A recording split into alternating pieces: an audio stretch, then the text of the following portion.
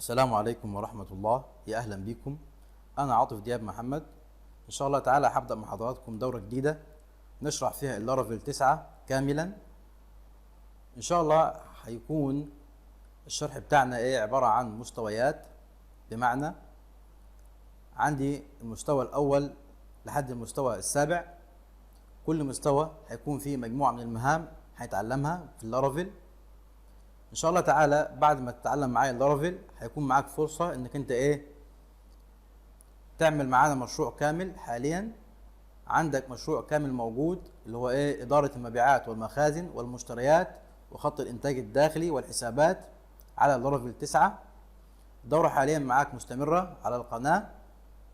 تمام، عندك حاليا حركة 70 فيديو موجودين، حوالي 55 ساعة، وان شاء الله تعالى الدورة برضو معاك مستمرة. فبإذن الله هتتعلم معايا من اول المستوى الاول لحد الرابع. هتكون مؤهل انك انت تدخل معانا على على الدورة الموجودة عندك على القناة. تمام، بعد كده معاك بعدين من المستوى الرابع الى من المستوى الخامس الى السابع هكون مؤهل ان انت بعد الدورة دي هنعمل معاها ربط مع موقع خارجي اي كوميرس معاك. تمام، هتكون مؤهل لما تتعلم المستوى الخامس للسابع هتطبق معانا الاي كوميرس.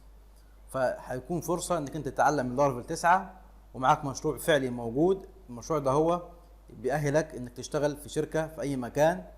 تمام، ان شاء الله تعالى بنشرح فيه كل شيء في اللارافيل. فبإذن الله تعالى هنبدأ مع بعض من الفيديو القادم الدورة. انا بس كل اللي محتاجه منك انك تكون تعرف بي اتش بي. اكيد جاي على اللارافيل، اكيد جاي من بيئه البي اتش بي.